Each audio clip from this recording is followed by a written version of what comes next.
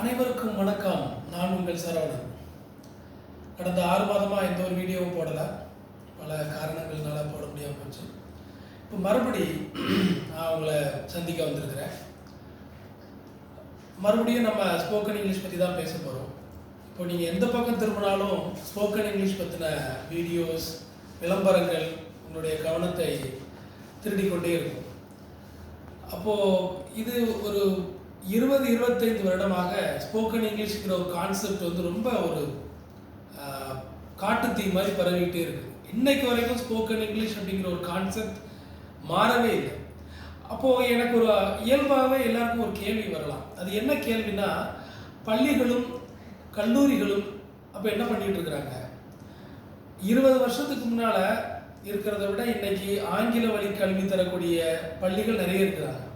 ஆனாலும் spoken English அப்படிங்கிற ஒரு பிரச்சனை இருந்துகிட்டே இருக்கு. எப்போவுமே ஒரு வேறுபாடு உண்டு. நகரத்தில் உள்ள பள்ளி கல்லூரிகளில் வாய்ப்புகள் அதிகமாக இருக்குது,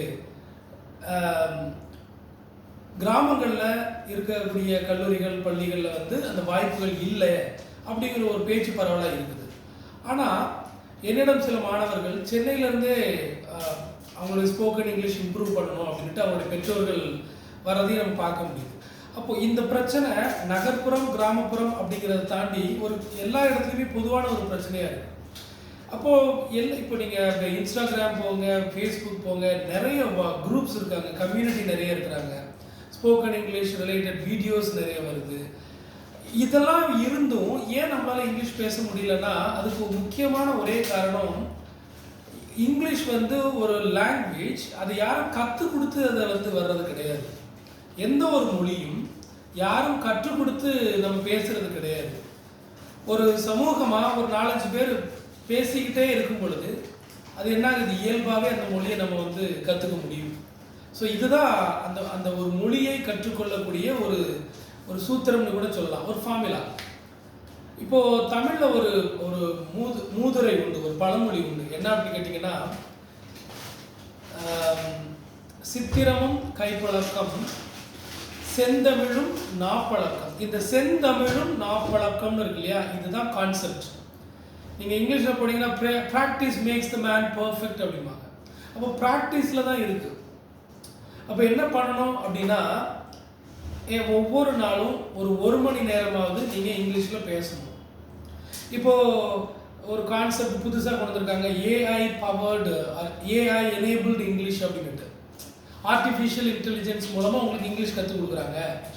நீங்கள் எந்த ஒரு ஆர்டிஃபிஷியல் இன்டெலிஜென்ஸ் எனேபிள்டு அந்த ஸ்போக்கன் இங்கிலீஷ் கிளாஸ் கோர்ஸை பார்த்தீங்கன்னாலும் அவங்க சொல்லக்கூடிய ஒரே ஒரு விஷயம் என்ன அப்படின்னா, நீங்கள் பேசும்போது மிஸ்டேக்ஸ் கமிட் பண்ணுவீங்க, அது வந்து ஏஐ வந்து கரெக்ட் பண்ணும். இது இருக்கிறதுலையே மிகவும் தவறான ஒரு செயல் திட்டம், ஒரு செயல்முறை.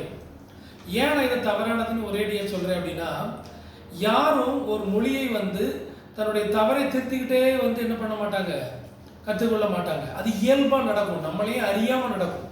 ஒரு குழந்தையினுடைய லைஃப்பில் நீங்கள் எடுத்துக்கிட்டிங்கன்னா, அந்த குழந்தை அதை வந்து மழலை மொழின்னு சொல்லுவாங்க. மழலைன்னா என்ன அப்படின்னா, தப்பாக பேசும், உச்சரிக்க தெரியாது அந்த மொழியை, அதை அப்படியே கேட்டு அதை இமிட்டேட் பண்ணி சொல்லும் இல்லையா.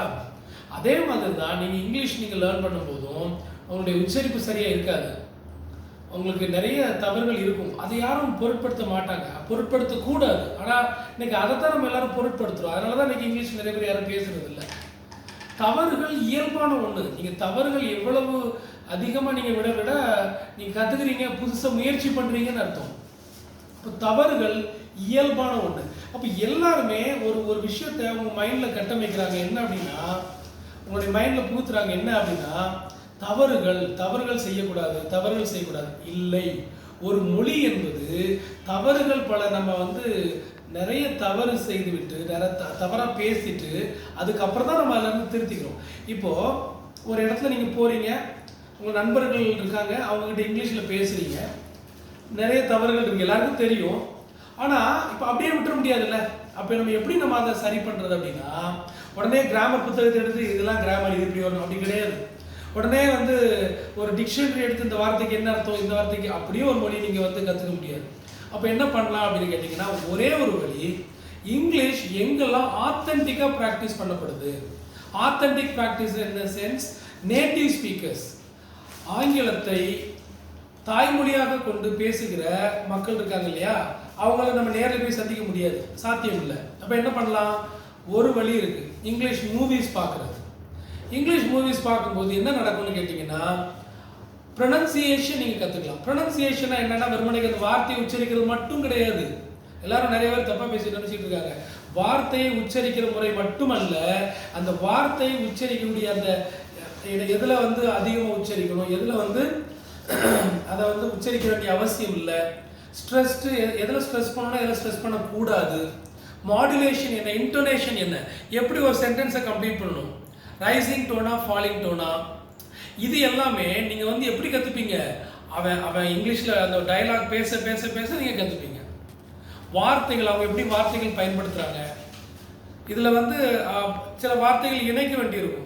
ஃபார் எக்ஸாம்பிள் வந்து டோன்ட் யூ அப்படின்னு நம்ம சொல்கிறது டோன்ய அப்படின்னு சொல்லுவோம்.